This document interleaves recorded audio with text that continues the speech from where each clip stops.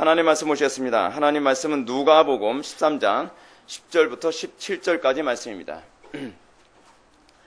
하나님 말씀은 누가복음 13장입니다. 하나님 말씀은 누가복음 13장 10절부터 17절까지의 말씀, 신약성경 117페이지입니다. 신약성경 117페이지, 누가복음 13장 10절부터 17절까지 말씀 찾으셨으면 제가 봉독하겠습니다. 예수께서 안식일에 한 회당에서 가르치실 때에 18해 동안이나 귀신 들려 앓으며 꼬부라져 조금 더 펴지 못하는 한 여자가 있더라. 예수께서 보시고 불러 이르시되 여자여 내가 네 병에서 놓였다 하시고 안수하시니 여자가 곧 펴고 하나님께 영광을 돌리는지라. 회당장이 예수께서 안식일에 병 고치는 것을 분내어 무리에게 이르되 일할 날이 엿새가 있으니 그동안에 와서 고침을 받을 것이요 안식일에는 하지 말 것이니라 하거늘 주께서 대답하여 이르시되 외식하는 자들아 너희가 각각 안식일에 자기의 소나 나귀를 외양간에서 풀어내어 이끌고 가서 물을 먹이지 아니하느냐. 그러면 18해 동안 사탄에게 매임받은 이 아브라함의 딸을 안식일에 이 매임에서 푸는 것이 합당하지 아니하냐. 예수께서 이 말씀을 하심에 모든 반대하는 자들은 부끄러워하고 온 무리는 그가 하시는 모든 영광스러운 일을 기뻐하니라. 아멘. 이 시간은 누가복음 123번째 강의가 되었습니다. 열매가 없는 이유라는 제목을 가지고 하나님 말씀 증거하도록 하겠습니다. 열매가 없는 이유. 우리는 지난 시간에 회개와 열매에 관한 문제, 이 상관관계를 살펴보았습니다.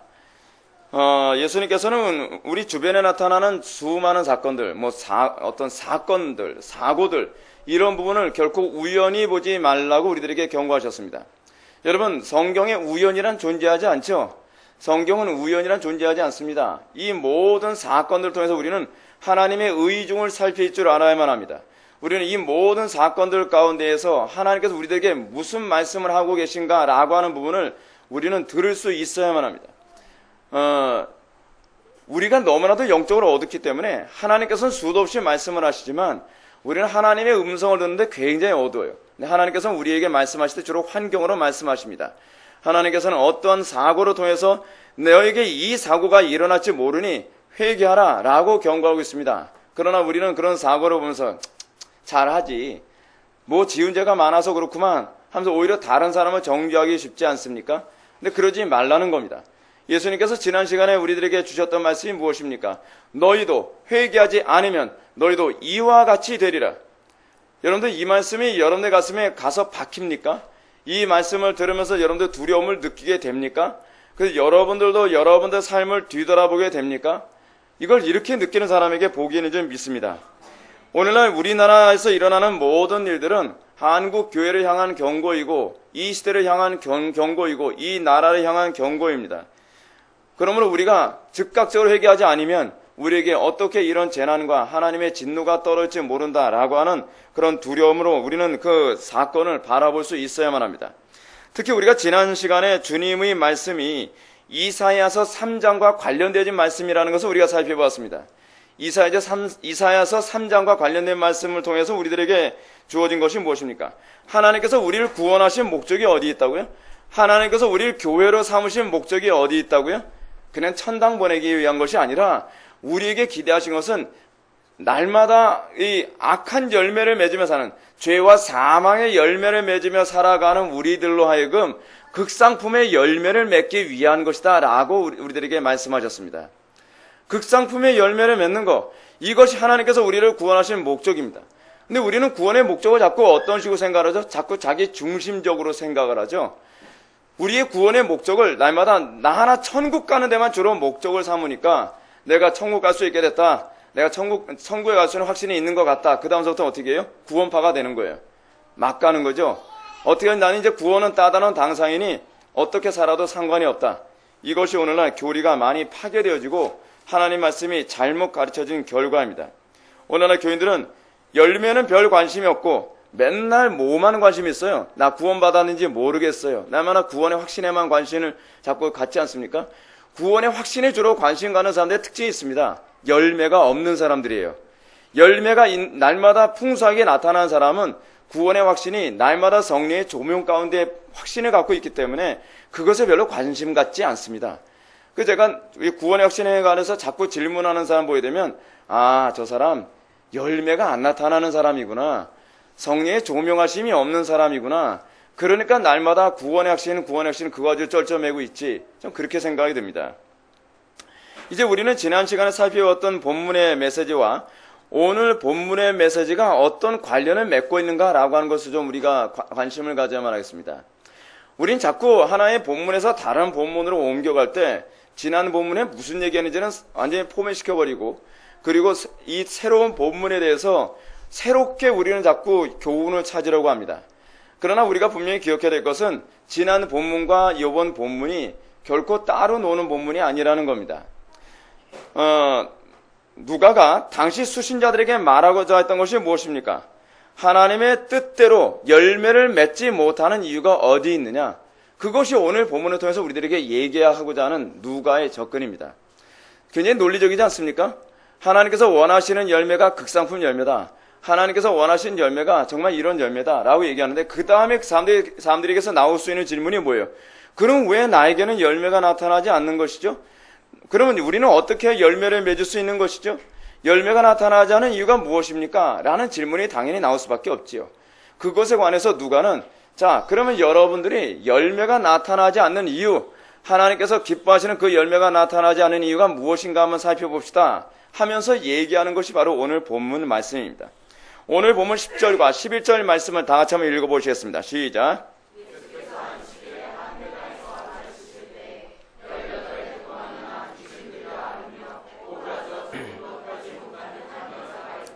아멘. 오늘 본문에서 누가는 두 가지 이슈를 다룹니다. 첫 번째는 제가 서론에서 언급했던 것처럼 유대인에게 열매가 나타나지 않는 이유가 어디 있는가? 그 열매도 그냥 열매가 아니라 극상품의 열매, 나타나지 않는 이유가 어디 있는가? 그것이고 또 하나 이슈가 하나 있습니다. 그것이 뭐냐면 안식일 논쟁에 관한 이슈입니다. 근데 문제는 뭐냐면 대부분의 설교자들이나 학자들이 이 본문에 접근한 데 있어서 앞에 문맥하고는 관련 없이 이 본문만 접근하다 보니까 주로 안식일 논쟁에 관한 얘기로 이 본문에 관한 얘기가 그냥 다 끝나버려요. 근데 사실은 우리는 이 두 가지 이슈를 다루고 있는 누가의 의도를 알아야만 합니다. 안식일 논쟁에 관한 이슈는 우리에게 왜 열매가 나타나지 않는가라고 하는 더 근본적인 부분에 대한 대답을 해주기 위해서 이 안식일 논쟁이라는 이슈를 다루고 있는 겁니다. 그렇기 때문에 우리가 첫 번째로 우리가 관심을 가져야 될 것이 뭐죠? 안식일 논쟁에 관한 바른 이해를 우리가 본문에서 살펴보고 이 본문을 근거로 해서 이 이슈를 근거로 해서 그러면 우리에게 왜 하나님께서 원하시는 열매가 나타나지 않는가라고 하는 그 결론으로 도출하는 것이 저는 이 본문을 해석하는 가장 적절한 해석 방법이라고 생각합니다. 이런 차원에서 우리는 먼저 안식일에 대한 논쟁을 먼저 살펴보겠습니다. 오늘 본문에서 안식일 논쟁의 화두는 18년 동안 이 귀신 들려 알면서 꼬부라져 조금도 펴지 못하는 한 여자를 고치신 사건으로 이 사건을 다룹니다. 여러분, 이 병을 한마디로 뭐라고 얘기할 수 있냐면 꼬부라져 펴지 못하는 18년 동안 꼬부라져 펴지 못하는 이 병, 쉽게 얘기해서 곱추병입니다. 곱추병. 대부분의 이제 주석학자들은 이 병이 곱추병이다라고 이렇게 봅니다. 근데 이 곱추병 걸린 여자의 문제에 관해서 여러분 누가는 직업이 뭐라 그랬죠? 의사인데 의사인 누가는 이걸 의학적으로 설명하면서 무슨 뭐 비타민 D 결핍이라든지 뭐 이런 식으로 얘기하는 것이 아니라 대부분 이 곱추병의 원인이 비타민 D 결핍으로 제가 알고 있거든요. 근데 의사인 누가는 그렇게 얘기하지 않고 뭐라고 얘기하냐면 귀신 들려서 그렇다라고 얘기하고 있다는 거예요. 이건 의사 입장입니다. 다른 신학자 입장이 아니라 의사인 누가의 입장에서 이거는 의학적인 문제가 아니라 질병의 문제가 아니라 이거는 귀신 들려서 생긴 병이다 라고 그렇게 얘기하고 있다는 것은 굉장히 흥미로운 접근이 아닐 수가 없습니다.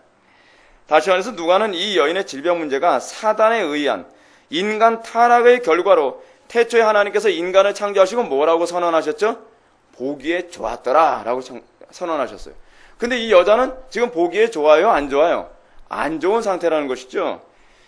자, 근데 이것을 통해서 인간의 타락으로 말미암아 인류가 얼마나 심각하게 파괴되어졌는가라고 하는 것을 누가는 우리에게 넌지시 얘기해 주기 원하는 거예요.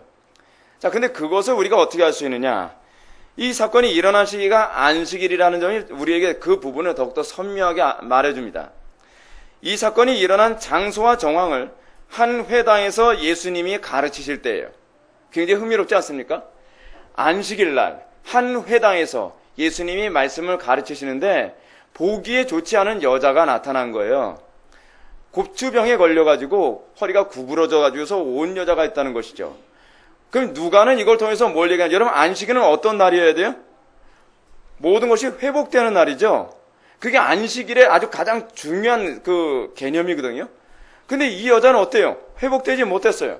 안식일은 보기에 좋았더라의 최종적 선언이어야 돼요. 근데 누가는 이것을 얘기하면서 어찌하여 하나님의 말씀이 선포되고 있는 이 자리, 예수님은 어떤 분이요? 하나님이시죠. 하나님이신 예수님이 말씀이 선포되어지는 이 자리에 보기에 좋았더라의 선언이 아니라 어떻게 하나님의 창조하신 피조물이, 이 인간이 이토록 파괴된 모습으로 이 자리에 있느냐라고 하는 안쓰러운 모습으로 본문을 접근해 들어가고 있습니다. 여기서 이 누가는 태초의 창조와 현재의 비참한 상태를 대조하고 있는 거예요. 다시 말해서 태초의 창조 상태는 하나님의 창조가 보기 좋았고 그래서 제7일에 안식했지만 현재는 하나님의 최고의 걸작품인 인간이 안식해야 할 날에 안식이 없음을 성토하고 있습니다. 근데 문제는 뭐냐 하면 안식이 없는 것을 그 당시의 사람들은 어떻게 해요? 당연한 것처럼 여기고 있어요. 안식일에 이 여자가 곱추된 상태로 있는데도 이것이 당연하다 보고 있는 거예요. 근데 하나님께서 보시기엔 이게 당연해요? 안 당연해요? 안 당연한 거예요. 우리의 문제가 뭔지 아십니까? 우리는 오늘날 죄악 가운데 있고 예수 믿고 그 안식 가운데 이미 들어간 자라고 하는 그리스도인들에게 하나님께서 보시기에 좋은 상태로 있어야 됨에도 불구하고 모두가 다 너무나 많은 사람들이 보편적으로 파괴된 상태를 당연한 것처럼 살아가니까 당연히 예배는 이렇게 드리는 거지 뭐. 당연히 예수 믿는 사람이 불경건에 살 수도 있는 것 아니겠어? 당연히 예수 믿는 사람이라도 이렇게 거짓말할 수도 있는 거고 타협할 수도 있는 거고 이게 오늘날 이 시대의 교회가 가지고 있는 심각한 문제죠. 여러분 보십시오. 지금 회당장이라고 하는 사람이 오늘 본문에서 어떤 태도로 나오고 있죠? 안식일 날이지만 이 여자가 곱추로 있는 것이 정상이라는 거예요. 근데 예수님은 뭐라고 얘기하죠? 아니죠. 안식일은 어떤 날이어야 돼야 정상이라는 거예요? 곱추가 나서 회복되는 것이 정상이다라고 얘기하고 있는 거예요. 완전히 하나님의 입장과 이 회당자의 입장이 완전히 대조적인 것을 누가는 계속적으로 우리들에게 얘기하고자 합니다. 저는 오늘 본문을 통해서 한 가지 여러분들에게 던지고 싶은 얘기가 바로 이겁니다. 우리가 안식 가운데 이미 들어간 존재라고 한다면 이 시대의 기독교가 어떤 상태에 머물러 있어야 되고 어떤 상태를 정상이라고 보아야 되냐에 관한 문제입니다. 우리가 예수를 믿습니다. 예수를 믿는 우리의 가정이 파괴되어 있습니다. 이게 정상입니까? 예수를 믿는 우리의 인격이 파괴되어 있습니다. 이것이 정상입니까? 예수를 믿고 있는 우리가 살아가는 이 사회가 예수 믿는 사람이 옛날엔 200만 그런 얘기 했었는데 그것이 정상입니까? 200만인가요? 하여간 1000만, 저는 광고에 1000만 그 얘기했었죠. 지금 한 500만 그 정도 얘기하는데 기독교인들이 이렇게 많은데도 불구하고 이렇게 살아가는 게 정상인가? 근데 우리는 정상처럼 생각하고 있다는 거예요. 하나님은 어떻게 보시냐? 아니다. 이건 정상적이지 않다. 하나님께서 보시기에 어때야 정상이다? 보기에 좋았더라의 상태로 회복되는 것이 정상이다. 여러분, 그게 믿음입니다. 오늘날 우리는 믿음의 기준이 너무나 파괴되어 있다는 것에 관해서 우리는 심각한 질문을 던질 수 있어야만 합니다. 사랑하는 성도 여러분, 이것이 복음입니다. 복음이란 바로 하나님께서 이 땅에 사람을 창조하시고 보시기에 좋았더라 하고 창조하신 상태로 다시 회복되는 것입니다. 이것이 안식입니다. 우리는 오늘날 복음을 자꾸 뭐라고 생각하죠? 어떤 지식을 감상하는 정도로만 생각하죠. 제가 여러분들한테 정말 매번 던지고 있는 질문이 무엇입니까? 여러분들은 매주마다 설교를 듣고 여러분들 매주마다 복음을 들으면서 날마다 회복되는, 날마다 하나님께서 보시기에 좋았더라의 상태로 회복되고 있는 증거가 있습니까? 여러분, 우리는 궁극적으로 그런 변화를 날마다 확인해야만 합니다. 우리는 가정에서 당신 예수를 믿고 나더니 어떻게 하루하루가 달라지네, 매주마다 달라지네, 점점 달라지네, 날마다 복이 좋아지네. 우리 그래야 되는 거 아닙니까? 근데 우리는 동일한 지적과 동일한 문제를 계속 안고 가정에서 끊임없이 그것 때문에 싸우고 직장에서도 끊임없이 그것 때문에 갈등하고 사회생활하면서 끊임없이 그것 때문에 문제가 되고 있어요. 근데 우린 그걸 정상이라고 생각하고 있다는 것이 문제예요. 정상이라고요. 마치 플라톤이 동굴의 비유를 얘기하는 것처럼 말이에요. 맨날 그림자만 보니까 그림자가 정상인 것처럼 보여지는 것처럼 말이에요. 여러분, 우리의 삶 속에서 우리가 정말 점검해야 될 것이 뭐냐면 이것이 정상이 아니다는 거예요. 여러분, 우리가 성령의 조명하심을 받았을 때 우리는 뭘 깨닫죠? 아, 나는 전적으로 타락한 존재이구나. 정상이 아니라는 걸 알게 되는 거죠. 아, 나는 전적으로 무능한 존재이구나. 정상이 아니라는 걸 알게 되는 거죠. 아, 나는 전적으로 어리석은 존재이구나. 정상이 아니라는 걸 알게 됩니다. 그럴 때 비로소 우리는 어디로 가게 되죠? 그리스도로 가게 되는 거죠. 그럴 때 우리는 비로소 구원이 무엇인지를 맛을 보게 되는 것이죠. 예수님은, 누가는 오늘 예수님의 이 사건을 통해 우리들에게 얘기해 주고 있습니다. 설교를 들으면서요, 무관심하게 듣는 사람이 있습니다. 설교를 들으면서도 그냥 아무 생각 없이 그냥 시간만 때우고 앉았다가 가는 사람도 있습니다. 왜 그런지 아십니까? 자기가 정상이라고 생각하는 거예요. 자기가 집안에서 맨날 말썽 피우고 문제 일으키고 그렇게 살아도 저는 원래 태어난 게 그런 걸요. 전 이게 정상이라고 생각해요. 그 정상이 아니거든요. 고침을 받아야 될 영역이거든요. 근데 자기는 이게 고침 받아야 될 간절함이 없으니까 변화되질 않는 거예요. 그것을 정상이라고 생각하는 상태에서는 항상 나를 바꾸지 말라고 얘기를 하는 거예요. 여러분, 어떤 사람이 복된 사람이죠? 날마다 성령의 조명을 받아서 내가 날마다 치료받아야 될 존재, 변화되어야 될 존재, 하나님의 은혜가 필요한 존재라는 것을 뼈저리가 자각하는 사람들, 그런 사람이 정말 복된 사람인 것을 믿으시기 바랍니다. 이런 사실이 바로 오늘 본문 12절과 13절의 말씀이 아주 잘 나타나고 있습니다. 예수께서 보시고 불러 이르시되 여자여 내가 내 병에서 놓였다 하시고 안수하시니 여자 곧 펴고 하나님께 영광을 돌리는지라. 이 여자의 정상적인 상태가 뭐예요? 허리를 곧 펴고 그리고 건강한 모습으로 살아가는 게 정상입니다. 많은 사람들은 이 여자는 원래 곱추야, 뭐 손 쓸 수 없지, 곱추가 이 여자에겐 정상이라고 생각하고서 아무도 이 여자를 고쳐주려 하지 않죠. 여러분, 이게 오늘날 이 시대의 정말 안타까운 문제 아닙니까? 그래서 우리가 정말 주의 깊게 관찰해야 될 부분이 있습니다. 그것은 병고침을 받은 것이 먼저이고 안수는 그 다음이라는 겁니다. 다시 말해서 안수를 통해서 병이 난 것이 아니라 말씀을 통해서 먼저 치료되고 그 다음에 안수를 했다는 거예요. 이것이 왜 중요한가? 이 여인의 질병이 말씀을 듣는 가운데 치료됐다는 거예요. 누가가 여기서 말하고자 하는 것이 무엇인지 알아요? 태초에 하나님이 천지를 창조하시니라 말씀할 때 어떻게 되죠? 그렇게 되었더라. 말씀의 위대함이 그거예요. 예수님께서 회당에서 말씀을 가르치는 가운데 이 여인이 말씀을 듣고 은혜를 받자 믿음이 생긴 거예요. 물론 어떤 주석은 여자 내가 내 병에서 놓였다라는 선언과 안수가 동시에 이루어졌다라고 보는 주석이 있어요. 그러나 그런 주장은 그다지 중요하지 않습니다. 왜냐하면 예수님의 이 선언에서 과거 완료형으로 내 병에서 놓였다 하시고 이미 어떻게 안수할 때 이미 병에 놓인 거예요. 그럼 안수는 뭐죠? 병에 놓였다는 것을 외적으로 어떻게 해요? 사람들한테 표징을 보여주기 위한 수단에 불과한 거예요. 실제로 이 여인을 치료한 것은 안수가 아니라 뭐라는 거예요? 말씀이라는 거예요. 말씀은 뭐예요? 항상 말씀이 가지고 있는 중요한 핵심이 뭐예요? 우리를 보기에 좋았더라의 상태로 회복하는 거예요. 말씀 없이 회복이 있을 수 없습니다. 은사주의로 되질 않아요. 맨날 말씀은 어디론가 내팽개쳐버리고 맨날 은사 받아라, 안수 받아라 그렇게 하는데 그거 굉장히 문제가 많습니다. 잘못된 것이 들어올 가능성이 많아요. 항상 보기에 좋았더라의 상태로 들어오기 위해서는 내적 치유가 해서 되는 것이 아니에요. 인간의 어떤 프로그램으로 되는 문제가 아니에요. 가정을 회복하는 주체는 뭐예요? 말씀이에요. 왜요? 말씀은 창조를 이루시니까. 하나님께서는 파괴된 가정을 재창조하십니다. 무엇으로요? 말씀으로. 하나님께서는 파괴된 인격을 재창조하십니다. 무엇으로요? 말씀으로. 하나님께서는 파괴된 이 사회를 새롭게 재창조하십니다. 무엇으로요? 말씀으로. 왜 그렇죠? 하나님께서는 말씀으로 천지를 창조하셨기 때문에. 하나님께서는 말씀으로 모든 것을 회복하시고 하나님께서는 말씀으로 모든 것을 다시 창조하십니다. 그것이 말씀의 위대함이에요. 그래서 솔라 스크립트라로 외치는 거예요. 오직 말씀. 그래서 우리는 태초의 창조와 새로운 창조 회복이 여전히 말씀으로 이루어지고 있음을 우리는 발견해야 됩니다. 중요한 것은 안수가 아닙니다. 안수라는 행위보다도 더 중요한 본질은 그리고 누가가 오늘 본문을 통해서 우리들에게 얘기하고자 하는 것은 말씀이라는 거예요. 말씀을 통하여 태초의 창조와 같은 동일한 창조가 다시 이 여자에게 일어나고 있다는 것을 우리들에게 얘기해주고 있습니다. 말씀의 은혜 받지 않고서 새로운 창조를 기대하지 마십시오. 말씀의 어떤 은혜 받지 않고 내 가정이 변화되기를 기대하지 마십시오. 말씀의 은혜 받지 않고 나의 인격이 변화되지 않기를 여러분들 변화되기를 기대하지 마십시오. 누가는 안식일의 정신이 무엇인지 독자들에게 말해주고자 합니다. 안식일이란 단순히 율법적인 일을 하지 않는, 그러니까 어떤 죄를 범하지 않는 그런 날이 아니라는 거예요. 지금 여기서 이 회당장은 자꾸 뭘 얘기하죠? 뭐 하면 안 된다, 뭐 하면 안 된다라고 하는 것을 주로 얘기하죠.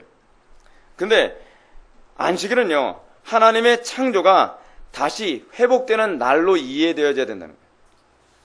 여러분, 이 회당장과 예수님의 안식일에 대한 인식의 차이가 얼마나 갭이 큰지 아시겠죠? 회당장은 더 이상 타락을 막는 것이 안식일의 어떤 정신이라고 생각을 하는 거예요. 그런데 예수님은 뭐라고 얘기하죠? 아니죠.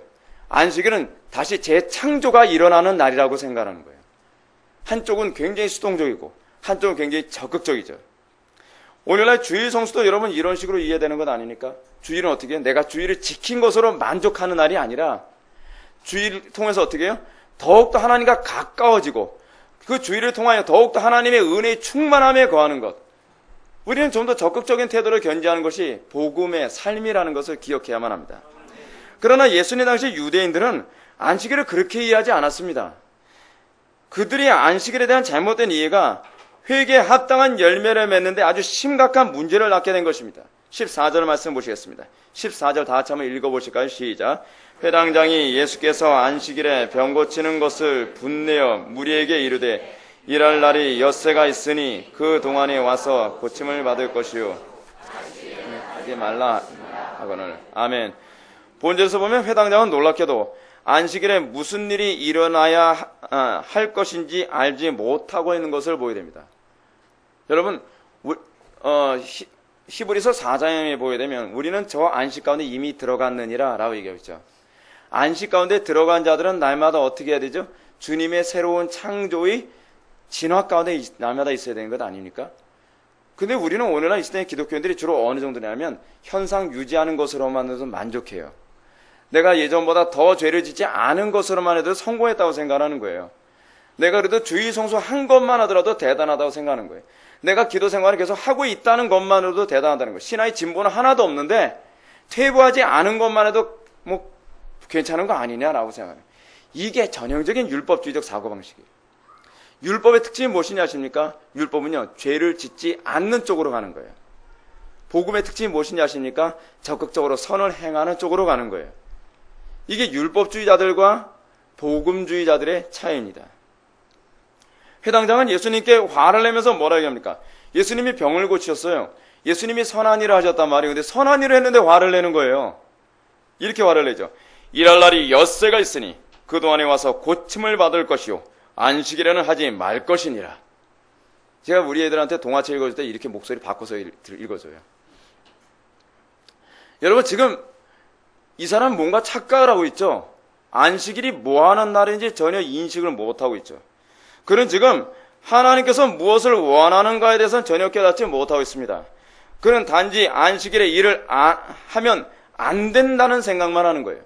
여러분, 예수 믿는 사람이 뭐 하는 거죠? 죄를 짓지 않는 사람입니까? 아니면 선을 행하는 사람입니까? 우리가 자꾸 지금 착각을 하고 있어요.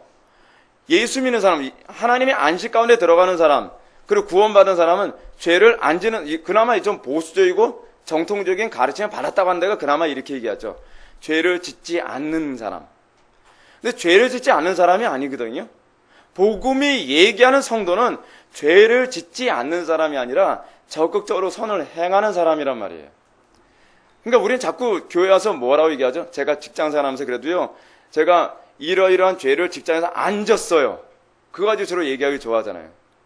죄를 안 진 것이 중요한 게 아니죠. 우리는 어떻게 해요? 거기서 얼마나 하나님의 영광을 나타내느냐에 주로 관심을 가는 것이 복음의 관심 아닙니까? 이 회당장은 주로 뭐에 관심을 갖고 있죠? 어떤 것을 하면 안 된다는 것에 주로 관심을 갖고 있어요. 그에게 이렇게 생각하에 맞는 것은 유대인의 전통 또는 장로들의 유전 때문이었습니다. 그들은 생명이 위독한 경우가 아니면 안식일에는 아파도 병을 참아야 된다는 거예요. 평일에 고치면 된다는 거예요. 그들의 이런 생각으로 말미암아 안식일에 병 고치는 의료 행위는, 특히 예수님의 행위는 안식일을 파괴하는 것으로 이해됐던 것입니다. 우리 교회에 의사가 한 명 있지 않습니까?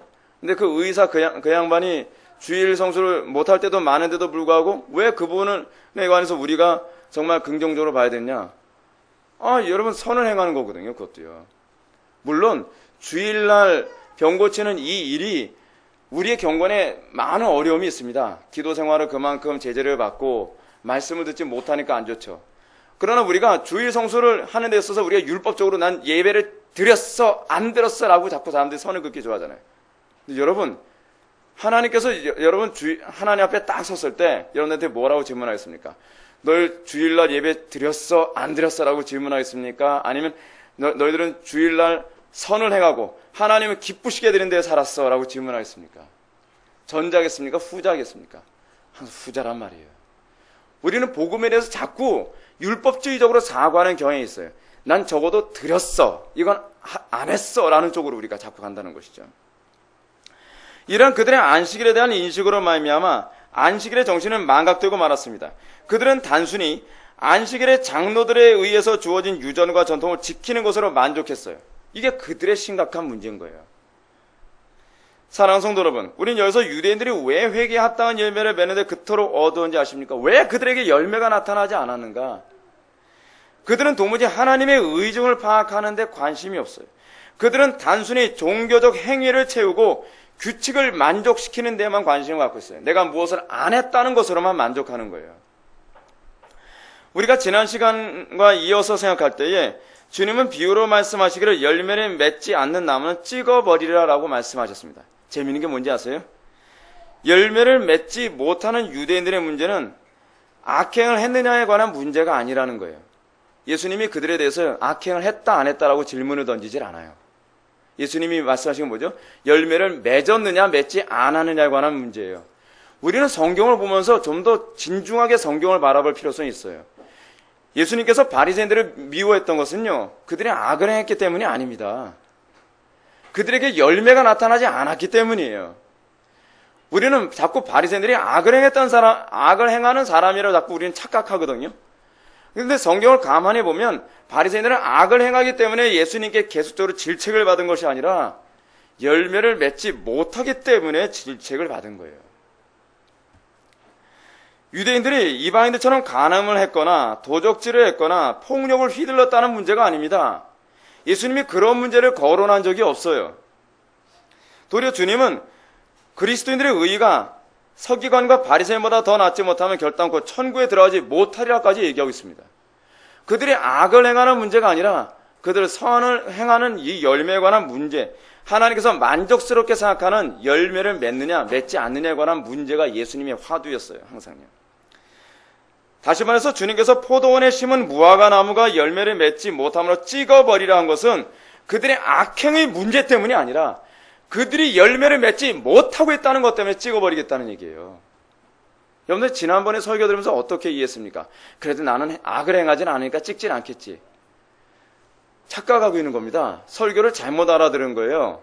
악을 행하지 않기 때문에 찍지 않는다는 얘기가 아니라 열매를 맺지 못하기 때문에 찍겠다는 얘기입니다. 그것이 예수님의 비유의 의중이에요. 이런 관점에서 볼 때 오늘날 이 시대 교회, 이 시대 그리스도인들은 강단에서 회개를 선포하는 메시지를 들으면서 어떻게 생각하고 있는지 한번 뒤돌아봐야 될 필요성이 있습니다. 우리는 성경이 요구하는 회개의 촉구에 대하여 어떤 바리새인처럼 이렇게 얘기해요. 하나님이여, 나는 다른 사람들 곧 토색, 불의, 간음하는 자들과 같지 아니하고 이 바리새인과 같이 이 세리와 같이 아니함을 감사하나이다. 우리는 주로 이런 식의 고백을 많이 하거든요. 주여, 저는 저 사람같이 간음하지 않은 것 감사하고요.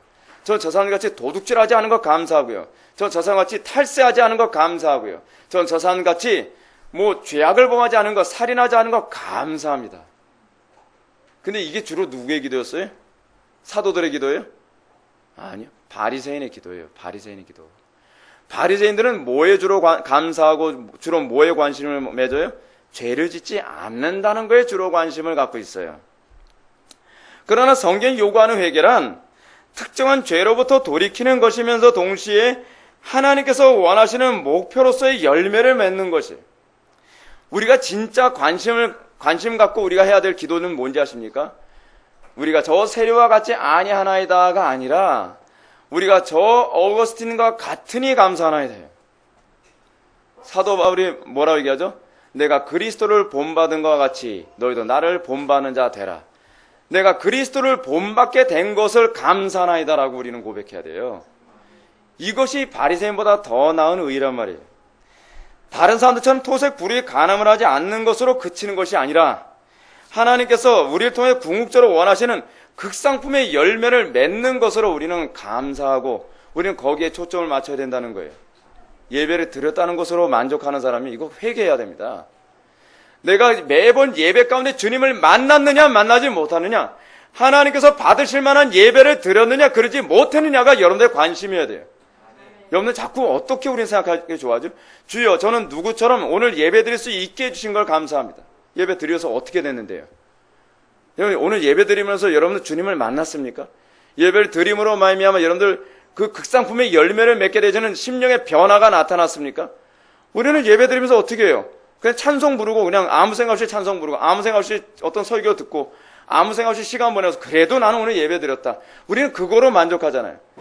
근데 성경이 우리들에게 지속적으로 계속적인 관심이 뭐냐면 그게 아니라는 거예요. 내가 주일을 성수했냐 성수하지 않았느냐에 관한 문제가 아니라 내가 궁극적으로 하나님께서 원하시는 열매를 맺었느냐 맺지 않았느냐에 관심을 갖고 있다는 거예요. 놀랍게도 오늘날 그리스도인들은 하나님께서 원하시는 극상품의 열매는 맺지 않더라도 주여, 하나님께서 미워하시는 죄는 그래도 좀 빠지지 않았습니다 라고 이렇게 자꾸 얘기하기를 좋아한다는 거죠. 이거 매우 심각한 문제입니다. 굉장히 심각한 문제예요. 지난 본문에서 예수님께서 비유로 하신 말씀은 분명히 이사야 5장의 말씀을 염두에 두고 하신 비유지만 흥미롭게도 예수님께서 비유로 비판하고 계신 것은 주인이 원하는 열매가 없다는 것에 초점을 맞추고 있는 겁니다. 열매를 안 맺었냐? 그 문제가, 악한 열매를 맺었냐? 그 문제가 아니라 흥미롭게도 성경에서 악한 열매 맺었다는 것에 관한 얘기는 거의 다루질 않아요. 택한 백성들에 대해서는요. 주로 항상 뭐에 관심을 갖죠? 하나님께서 원하시는 열매, 하나님께서 원하시는 그 수준의 열매, 그거에 관해서 주로 관심을 갖고 있다. 주로 내가 어떤 죄는 짓지 않았습니다 라고 얘기하기 좋아하는 것이 바로 율법주의적 관점이라는 거예요. 복음적 관점은 하나님께서 원하시는 그 열매를 맺었느냐에 주로 관심을 갖고 있다는 거예요. 그것이 율법과 복음의 차이예요. 율법과 복음의 차이. 오늘 본문에서 이 회당장은 지금 예수님의 행위를 비난하는 이유가 어디 있었습니까? 그는 율법에 대한 이해를 적극적인 선을 행하고 적극적인 열매를 맺는다는 데 관점을 두고 있지는 않는다는 게 문제예요. 여러분, 대부분 강단에서 회개를 촉구했을 때 사람들이 어떤 식으로 불만을 하죠? 목사님, 그래도요, 주일 성수 한 것만 해도 대단한 거 아니에요? 그래도요, 날마다 기도하러 나온 것만 해도 대단한 거 아니에요? 이게 사실 율법주의에 머물러 있는 거거든요. 근데 성경이 우리에게 요구하는 건 그게 아니거든요. 오늘 여러분들이 이 자리에 앉아있는 거 아무 의미가 없어요, 여러분. 사실은요. 여러분들이 헌금을 했냐도 아무 의미가 없어요. 여러분들이 기도를 했냐도 아무 의미가 없어요. 여러분들이 주일학교 교사의 직분을 감당했냐 아무 의미가 없어요. 오늘 제가 설교를 여러분들이 했느냐도 별로 의미가 없어요. 여러분, 상당수의 많은 설교자들의 문제가 무엇인지 아십니까?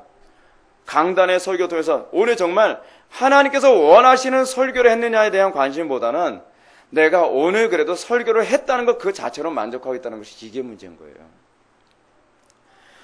예수님께서 궁극적으로 항상 관심을 가는, 특히 마태복음에서 관심을 가는 게 뭐죠? 안식일날 선을 행하는 것과 악을 행하는 것, 어떤 것이 옳으냐?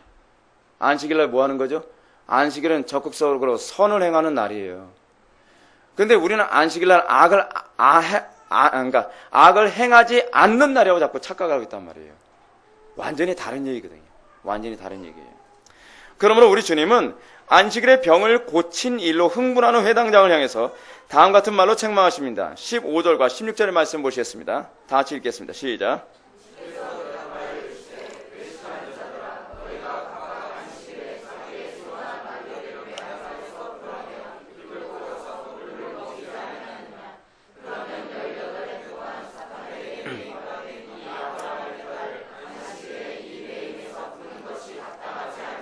아멘.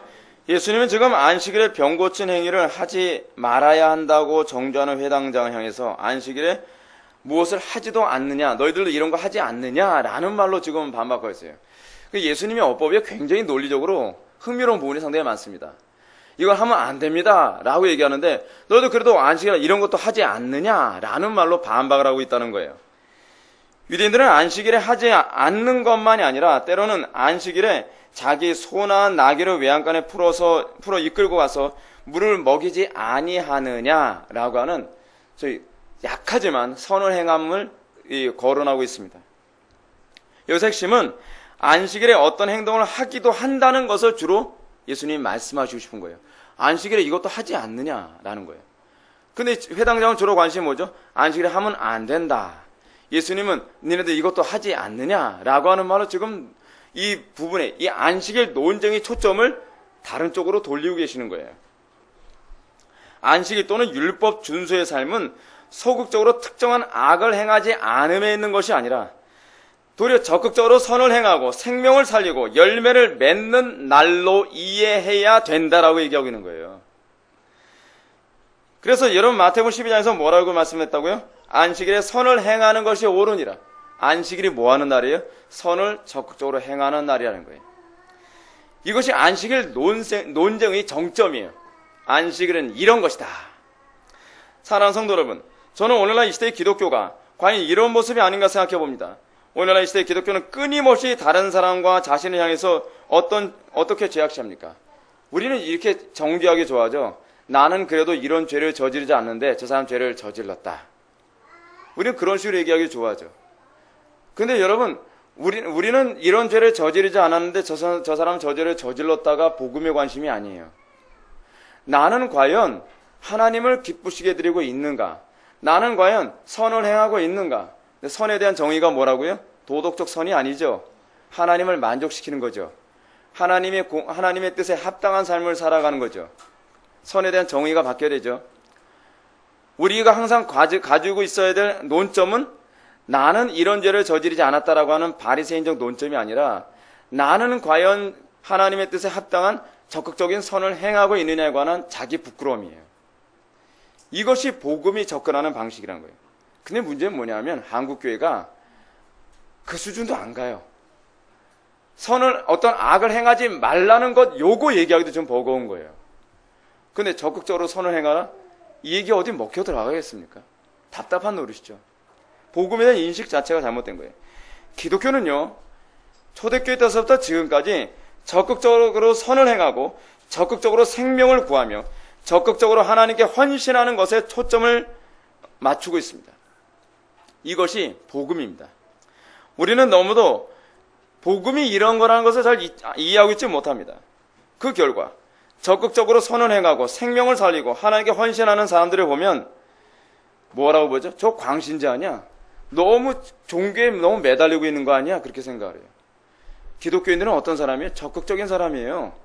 기독교는 적극적으로 선을 행하며 기독교는 적극적으로 생명을 살리며 기독교는 적극적으로 하나님의 영광을 위해 살아가는 존재란 말이에요.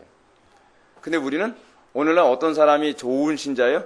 얌전히 조용히 그냥 교회만 왔다 갔다 하고 별 문제 일으키지 않는 사람이 좋은 신자예요. 너무 열심을 내면 문제가 있는 신자죠. 오늘 이 시대의 보편화된 위선적인 신앙은요, 자신이 잘못하며 살지 않는 것으로만 만족하는 것입니다. 이게 위선입니다.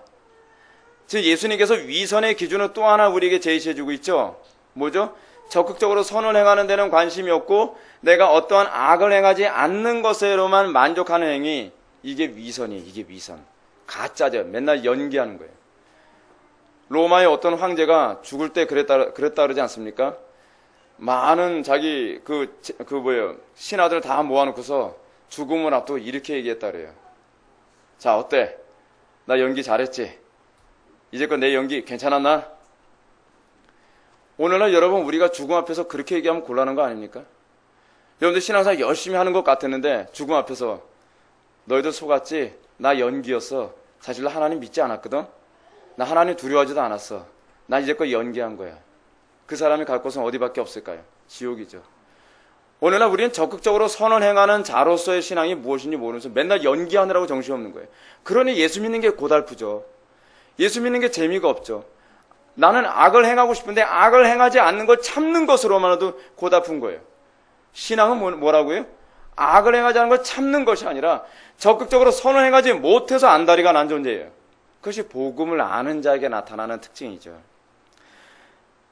그러므로 이런 사람들 향해서 주님이 오늘 본문에서 뭐라고 말씀하십니까? 외식하는 자들아, 너희가 각각 안식일에 자기의 소나 나귀를 외양간에 풀어내고 이끌고 와서 물을 먹이지 아니하느냐? 그러면 18해 동안 사단에게 매임받은 이 아브라함의 딸을 안식일에 이 매임에서 푸는 것이 합당하지 않겠느냐라고 얘기합니다. 그들이 향해서 뭐라고 해요? 이 외식하는 자들아라고 해요. 외식이란 적극적인 선을 행하고 적극적인 열매를 맺으려는 데는 관심이 없고 소극적으로 자기가 특정한 어떤 죄를 짓지 않고 남들 앞에서 떳떳하게 살기 위한 행위를 바로 외식이라는 거예요. 남들 보기에 도덕적으로 보이는 거에만 관심이 있는 거예요. 남들 보기에 그래도 난 종교적인 사람으로 보이는 데만 관심이 있는 거예요. 하나님 보시기에 적극적으로 행하며 하나님 보시기에 기쁘시게 사는 데 관심이 없는 사람들을 향해서 예수님께서 뭐라고 얘기한다고요? 이 외식하는 자들아 라고 호통을 치고 있다는 겁니다. 구체적으로 제가 예를 든다면 이런 것이죠. 마치 설교자가 설교를 했다는 것에만 의의를 두는 거예요. 그 설교를 통해서 사람들이 얼마나 회심했는지, 설교를 하면서 사람들이 얼마나 그 마음속에 변화가 일어나는지 관심이 없어요. 난 오늘 설교했어. 그거로만 만족하는 거예요. 성도가 예배를 드렸다는 것으로만 만족하는 거예요. 나 오늘 예배했어. 그 예배 늦지 않았고, 난 예배를 그래도 졸지 않았고, 난 예배 그래도 뭐 잘 들었어. 여러분, 그게 하나님 앞에서 아무 의미가 없어요. 아시겠습니까? 어떤 사람은 이런 얘기합니다. 제가 예배 시간에 자꾸 졸아서 제가 얘기를 했더니 그분이 하신 얘기가 목사님 그래도 다 들었어요. 제가 그 소리 들을 때 제가 얼마나 답답한지 아십니까? 들은 게 중요한 게 아니에요. 그 사람은 예배가 아직 뭔지 모르는 사람이에요. 복음이 뭔지 모르는 사람이에요. 목사님 무슨 얘기인지 다 기억한다는 거예요. 그 기억하는 게 무슨 의미가 있냔 말이에요. 여러분 예배를 저를 향해서 드립니까? 아니거든요. 우리의 예배 대상은 하나님이거든요. 근데 다 들었어요. 다 들었어요. 할 말이 없는 거죠. 그 사람에게 도대체 뭘 얘기하겠습니까? 좀 더 쉽게 얘기한다면 사람의 눈으로 볼 때 지적할 것이 없지만 그렇다고 해서 하나님의 눈으로 볼 때 칭찬할 만한 것도 없는 사람이 바로 외식하는 사람입니다. 여러분 어떻습니까? 여러분 정말 하나님께 칭찬받을 만한 그런 삶을 살아가는데 초점을 맞춥니까? 적극적으로 선을 행하기 위해서 십자가를 지고 자기를 부인하고 고난을 당하고 그리고 희생을 감수하는 삶을 살아갑니까? 아니면 날마다 다른 사람한테 그래도 지적받지 않을 만큼 칭찬받을 정도로만 살아가는 것으로 만족합니까? 신앙의 기준이 바뀌어야 돼요. 신앙의 기준이 바뀌어야 돼요. 사랑하는 성도 여러분, 오늘날 이 시대의 교회가 왜 열매를 찾아보기 힘든가 생각해 보십시오. 나는 왜 열매가 없는가? 나는 왜 열매가 없다고 맨날 목사님한테 쿠사리 듣죠? 여러분, 제가 여러분한테 이런 말씀 드리고 싶어요. 저한테 쿠사리 들을 정도면요, 하나님 앞에 들으면요, 쿠사리가 아니라 제가 보기엔 지옥입니다. 제가 보기에도 열매가 없어 보이는데 하나님 보시기엔 오죽하겠습니까? 제가 보기에도 안타까워서 정말 그렇게 신앙생활 하면 안 돼. 그렇게 하면 안 돼. 제가 보기에 그런데 하나님 보시기엔 오죽하겠어요. 하나님은 불꽃 같은 눈으로 보신단 말이에요. 오늘날 우리들에게서 열매가 나타나지 않은 가장 심각한 문제는 뭐냐면 신앙이 종교적 형식주의에 빠져버렸기 때문입니다. 신앙이 적극적으로 선을 행하고 신앙이 적극적으로 하나님의 영광을 위하여 사는 것이며 신앙이 하나님의 영광 위에 날마다 자기를 부인하고 십자가를 지며 살아가는 것이 무엇인지 모르기 때문에 열매가 없는 거예요. 그냥 교회만 꾸준히 다니는 거예요. 그들이 하나님께서 택하신 목적이 무엇인지 그 관심도 없고 그 목적을 이루는데 우리가 힘쓰지 않으니 열매가 없는 거죠. 오늘날 이 시대에 향한 하나님의 진노의 관점도 바로 여기 있습니다. 하나님께서 이 시대의 교회를 향해서 진노하시는 건요, 특정한 어떠한 죄를 저지르고 있기 때문에 진노하시는 것보다는, 물론 죄를 저지르고 있기 때문에 진노하시는 것도 있어요. 왜냐하면 하나님의 영광을 훼손하니까. 근데 더 근본적인 문제는 무엇이냐면, 더 궁극적인 이유는 무엇이냐면 교회가 교회의 역할을 감당하는 데 관심이 없기 때문에 그래요. 교회가 적극적으로 선을 행하는 존재이고 교회가 생명을 확산하는 존재라는 인식이 없이 맨날 종교 행위로만 만족하는 거예요. 교회만 왔다 갔다 해요. 맨날 어디를 가든지 이 사람은 그 악의 근원이고 어디를 가든 이 사람 때문에 어두워지고 이 사람 때문에 가정이 파탄나고 이 사람 때문에 항상 집안이 편할 날이 없고 직장을 가든 어딜 가든 항상 문제인데 자기는 종교행위 열심히 하니까 천국은 갈 거라고 생각을 하는 거예요. 신앙이 그게 아니에요, 여러분. 신앙은요, 내가 생명의 근원으로서 역할을 감당하는 거예요. 내가 빛의 근원으로서 역할을 감당하는 거예요.